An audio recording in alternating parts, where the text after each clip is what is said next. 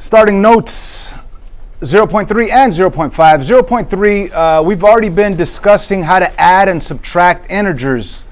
I say think of money, right? But there are rules. If you prefer rules, here are the rules. If the signs are the same, you could add them and keep the sign.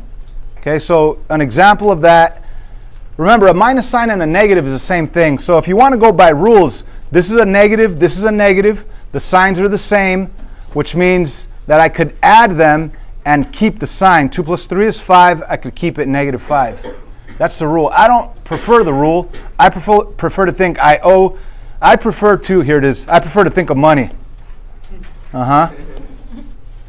So I owe $2, I owe $3, I want to owe a total of $5. But the rule says if you have the same sign, you could add them and keep the sign. So 2 plus 3 and keep it negative 5. Over here is another example of them being the same sign. Remember, a negative or a minus, it's the same thing. There's a negative right here, there's a minus right here, it's the same thing.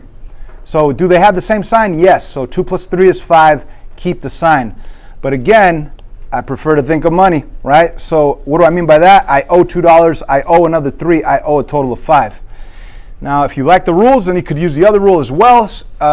When the signs are different, you subtract and keep the sign of the largest number.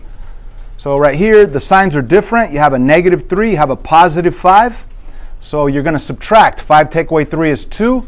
And is it a positive 2 or a negative 2? You keep the sign of the bigger number, so that would be a positive 2. Again, I don't like these rules. I'd rather just think I owe $3, I have $5. If I pay off what I owe, I'll have $2 left over. But if you like rules, go for it. Use the rules. Right here, the signs are different. Why are they different? This is a positive 7 and this is a minus 9. Remember, a minus and a negative, it's like the same thing. Signs are different. Subtract 9, take away 7 is 2. And you're going to keep the sign of the bigger number. This one's positive, this one's negative. The bigger number is 9, so I want to keep that negative on the answer. Again, I would rather say I have $7, I owe $9. I can't even pay them off. I could give them the 7, but I'm still going to owe them 2. So let's move on to multiplication of integers. So here are the rules for multiplying. If the signs are the same, the answer is positive. If the signs are different, the answer is negative, but you are multiplying. So like back in 6th grade, when what's 2 times 3? 6, right? It was a positive 2 times a positive 3. The answer is positive 6. You only get positive answers if the signs are the same. So a negative times a negative also equals a positive. So here are some examples, right?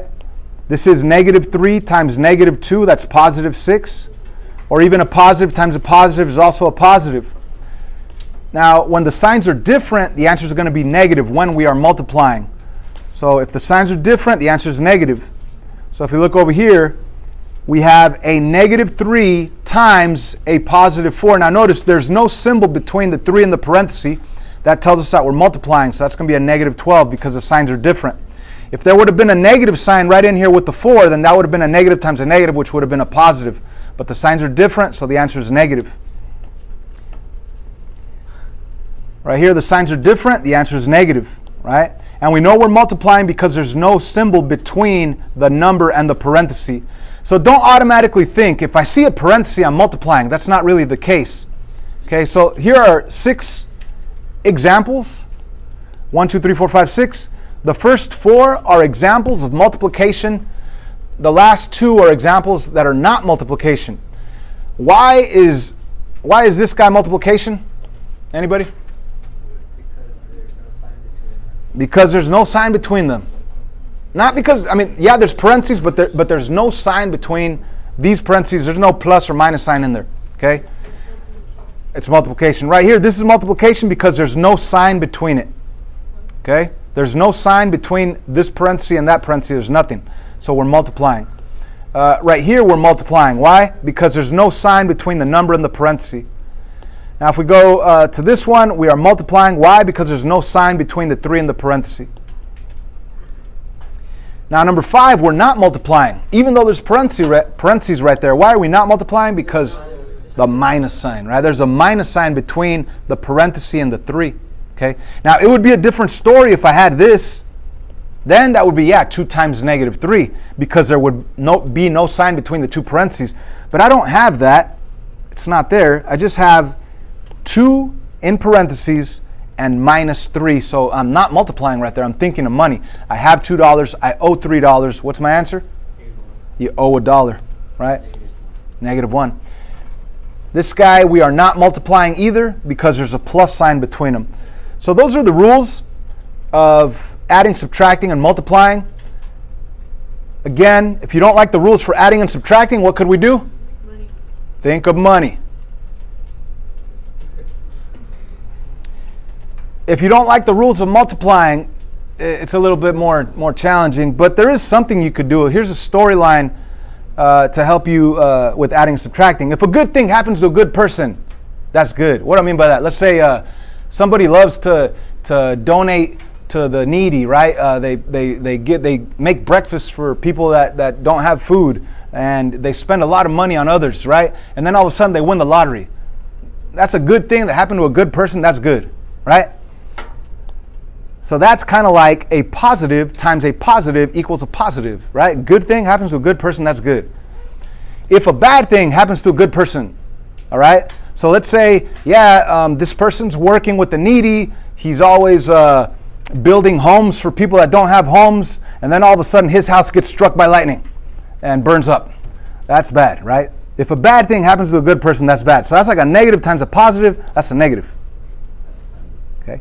If a good thing happens to a bad person, that's bad. Okay? A good thing, somebody wins a lottery, but who won it? A murderer. Donald Trump. Okay, yeah, there you go. But anyway, if a good thing happens to a bad person, that's bad. Okay? So a positive times a negative, that's negative. Okay? If a bad thing happens to a bad person, that's good. If, let's say there's a serial killer out there and he gets run over by a bus and gets killed, that's a good thing, right? Anyways, a negative times a negative is a positive. I don't know, maybe that little storyline's bad for you guys, but a negative times a negative equals a positive. That'll help you out a lot. A negative times a negative equals a positive. And down here we have a bunch of examples that are already answered for you, okay? And the rules for multiplication are the same for division. So all of these guys, now why do I label it right here, add, subtract, add, subtract? Because you don't know if you're adding or subtracting till you analyze the symbols of the numbers, right? So like on this one, -6 plus -10, you actually are adding numbers right there. But it's like saying I owe 6, I owe 10, I owe 16 altogether.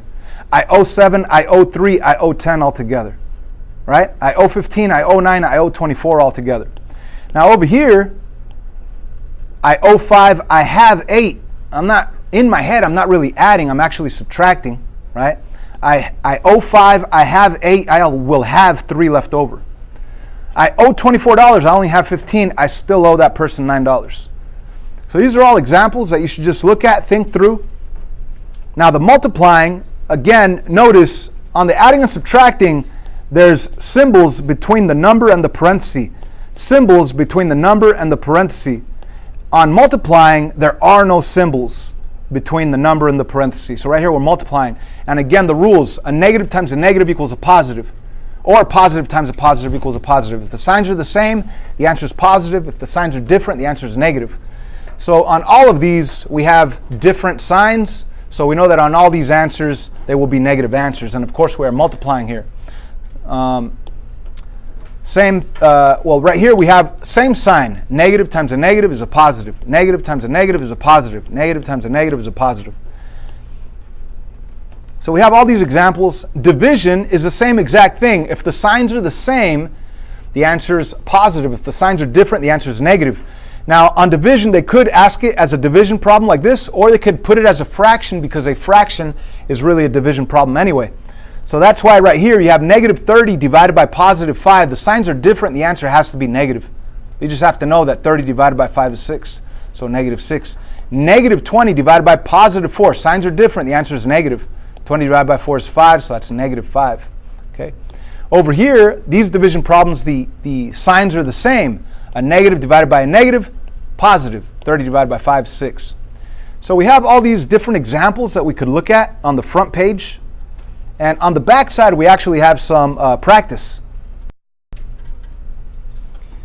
So everybody should be really good at these first two columns because it's simply adding and subtracting. And you know what? Do me a favor. Let's go to the back side and let's do this. Let's put a ka-ching right there. Why? Because we could think of money. That's right. Could think of money. So let's put a little money symbol emoji right there. So adding and subtracting, you think of money. Unless you like the rules, you could use the rules, right? But I like to think of money. But over here, multiplying, that's something new. That's where you have a negative times a negative equals a positive, or a positive times a negative equals a negative. And if you need that little storyline, okay, something good happened to some bad person. Is that good or bad? That's bad. So the answer is going to be negative. But of course, we are multiplying. What's 7 times 8? 56. There you go, right? So you could use a storyline, or if you just repeat the fact that a negative times a negative equals a positive. That's the only time you get a positive answer. A negative times a negative equals a positive. Right here in this case, negative 5 times negative 6 is positive 30 because a negative times a negative equals a positive. But if you're ever at a positive times a positive, well, that's obviously going to be positive because that's what we've known so far. 2 times 3 is 6. So if the signs are the same, the answer is positive. If the signs are different, the answer is negative. And those same rules apply over here to the division. And that's about it, guys. I would like you to try this over the weekend if you got a shot at it. And we'll continue with this next week.